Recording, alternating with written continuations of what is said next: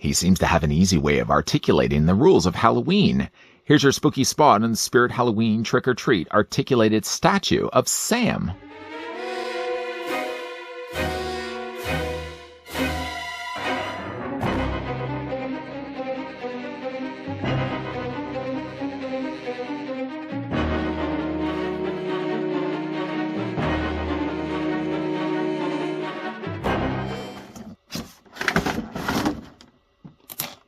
To the untrained eye, Sam looks like any other trick-or-treater looking for candy, but what lurks under the burlap sack and orange footy pajamas is anything but sweet. Sam may have his rules, but I have mine. Just before, of course, we get a closer look at the Spirit Halloween trick-or-treat articulated Sam, let's grab first the tape measure and let's see how tall this figure stands. Now, if you want to, you don't have to necessarily have him perched on top of this display stand. The figure actually just attaches by 2 pegs. What I maybe will do is I'll measure what the figure looks like with the stand, then we'll just take him off and I'll measure him again. With the stand in mind, though, first, you're looking at the figure standing about 13 inches in height, or Sam's going to be about 33 centimeters tall. Then, just with simply taking the figure off the display stand, he just attaches by these very large posts. We'll put the stand right over there, we'll put Sam over here, and then just to measure Sam again, right to the very top, he's going to be about 11.5 inches in height, or this time around about 29.5 centimeters tall.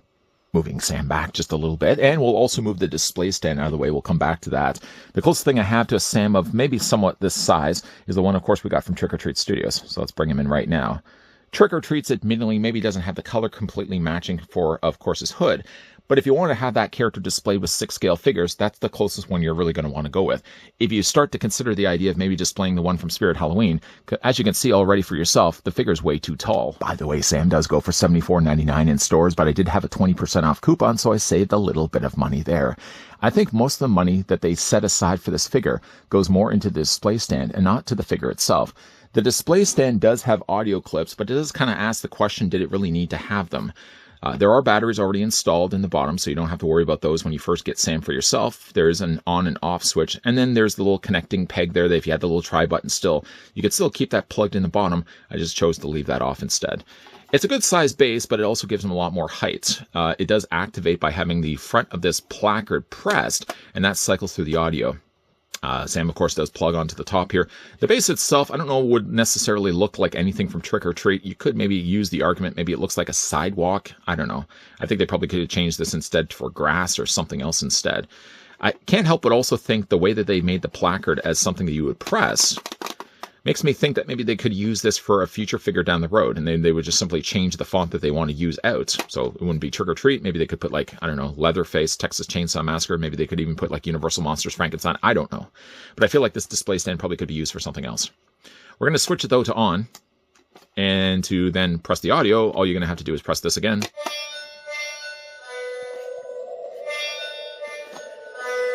It is quite loud. The speaker actually comes from the back here.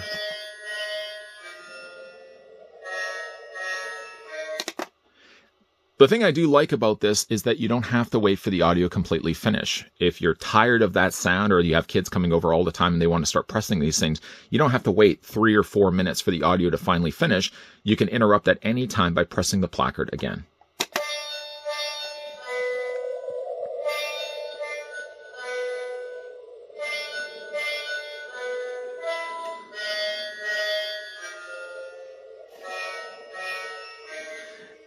I'm not saying anything right now, just so that you could fully hear the complete audio from start to finish.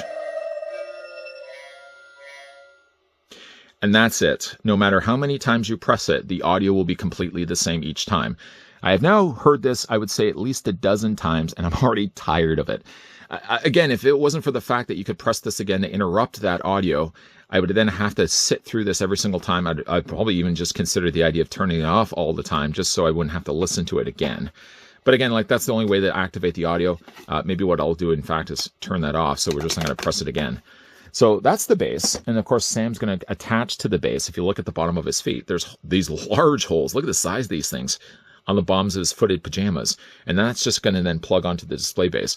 If you leave him off, I mean, he stands fine on his own. He's a little wobbly, though, in his knees and his ankles, and we'll talk more about that. The figure does also come included with a lollipop. The lollipop is removable if you wanted to completely leave that off. The thing about it, though, is that with him having closed fists like this, it looks like he should really be holding something, so I'll always leave the lollipop there. For what it is, you can see like it has the chipped away section that he does in the movie.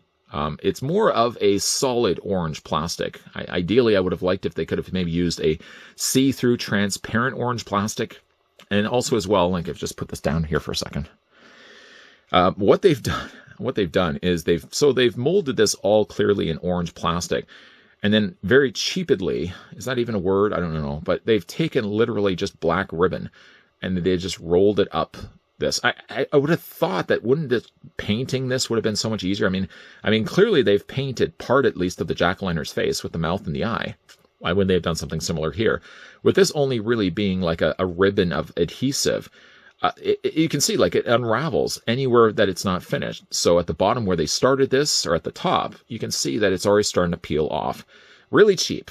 You know, again, I really wish that they, for the price that this guy sells for, I would have liked to have thought that they could have actually gone and actually painted the stripes instead. Also, too, if you're feeding this into his hand, that's going to start to unravel the adhesive strip very, very easy. The other thing that he has in his hand is his bag. Now, when you're looking at the bag, they've actually tied that around his hands. It's not to say that you can't have him holding it without the string, but I'd probably just rather leave the string in place. I mean, it just makes things easier for him holding the burlap sack, and then it just ensures that obviously the sack isn't going to fall out of his hands. The sack is quite cushiony. They put a lot of filler inside the bag. The bag looks good for what it is. You know, again, like I probably would have had him more kind of draped to the side of his body rather than him looking like he's like showing everybody, look what I got, look what I got, look what I got. So I'm probably just going to have it probably like down to the bottom of his legs instead. So while the figure is fairly articulated, the one thing that's a bit of a bummer is the fact that his head, as good as it may look, I think it actually looks better than Trick or Treat Studios' release of Sam. It doesn't have any articulation. If they had only found a way to maybe make this as a swivel cut right here, where at least you could rotate the head from the rest of the collar, but you can't. The head and the collar are all one piece.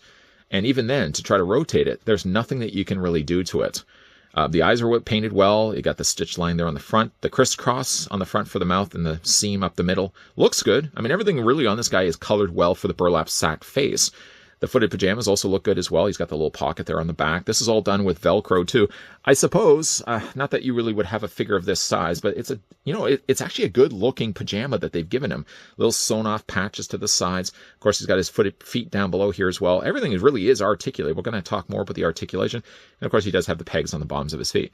You know, for what he is, you know, I don't know if I would say he's worth the $74. I feel like really where they added the upcharge of this was the fact they included the bass. Even if they didn't even have the audio, you probably could have assumed that they could have dropped the price maybe like $10 to $15 if it was just a bass and nothing more.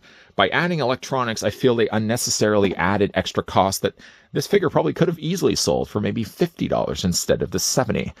Now, for Sam's articulation, he actually has a lot more than you'd expect him to have. For this being really an articulated figure sold at Spirit Halloween seems so unheard of, and yet the figure does have some surprising levels of posability. He doesn't have, unfortunately, much, though, in his head. Again, you can kind of move it up and down just only by a little bit. But he does have quite a bit of movement, though, in his arms. You can move them out, you can move them up. I would say normally you'd be able to rotate them all the way around, but obviously just because he's got this material here, it's going to get pretty tight really fast around his shoulders. The figure doesn't have any swivel in his bicep, but he does have at least an elbow bend, so you can bend it. It only seems to have, from what I can feel, a single hinge. You can also see as well that they're using completely just a white plastic body here. You're probably never going to be able to see this, obviously, because he's got the longer sleeve, but it does look unfinished, and I would imagine that they're probably going to be using this body again. I can't just think that they're going to be using this solely for Sam, but just a single hinge in the elbow, no rotation there at all. And he's got a bit of an ugly hinge joint there for also his wrist. So let's just roll this sleeve down here for a second. So the joint obviously allows the hand to move back and forth, but you can also rotate it back and forth this way as well. Now, he has no waist articulation. If you've ever collected, say, for example, like the Living Dead dolls from Mezco, very similar styles of articulation there as well.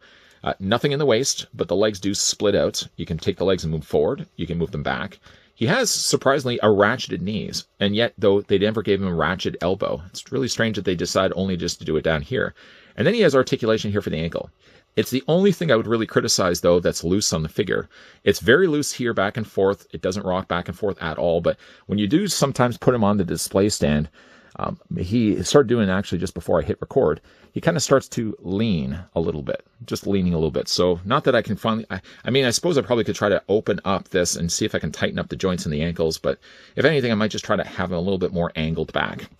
And of course, then if you want to attach him onto the display base, the only right way to put him on is to have with the font facing forward, and then you just attach him onto the display base. You know, he looks good with the display, but I almost have to say that he could have easily just been released without it. Adding, of course, all the bells and whistles by adding the included audio just doesn't seem like it made much sense to me. I mean, obviously, from a package standpoint, it's a lot better of a sell for people that are walking by in the stores. I mean, if you were just sell this solely just with this alone and not the base with it, probably people maybe pass by it. I mean, people love. I mean, my daughter does it. I do it myself. Everybody does it. Anything that says try me, you know you're going to go up and you're going to press the button. I mean, I think maybe the try me button is the lure to say that, you know, if somebody's looking at this and sees the price at $74.99 and thinks, you know, $74.99. That's a bit steep, whether I have a 20% off coupon or not. But the fact that they then include audio probably was the hook, the line that they needed to lure you in to buy this for yourself. I don't think ideally it needed it. I mean, it's one thing at least to have this on display that it does something. The thing about it, though, is that it's going to be doing that same something all the time. And luckily, it does have a fail-safe where you can turn it off if you get too tired of the audio. Now, I did hit Spirit Halloweens pretty early. As soon as the stores started to open, I was in there already with my daughter, checking around to the different animatronic creatures that they have lurking at the front door, and of course, starting to get some ideas as to what she really wanted to be for Halloween. Sam, at that time, wasn't on the shelves. Sure enough, though, when the stores were getting into full swing of the spooky season, Sam started to show up then. Now, going in there and seeing him the first time and realizing he was $74.99, I already thought one idea in my head, and it's usually probably the same thing that collectors always do when they go to Spirit Halloweens. They get the lay of the land, they see what the prices are going to be selling for, and then they wait it out until they get a 20% off coupon. You can say that you're one of those people that don't, but we all know you are. Sure enough, I had a 20% off coupon pop up online, went back to the store, and they still had a Sam, and I used the 20% off. So I saved a little bit of cost there. Not to say that I wasn't still going to be enticed to get a Sam, though at $74.99, he's a little bit more of an expensive collectible.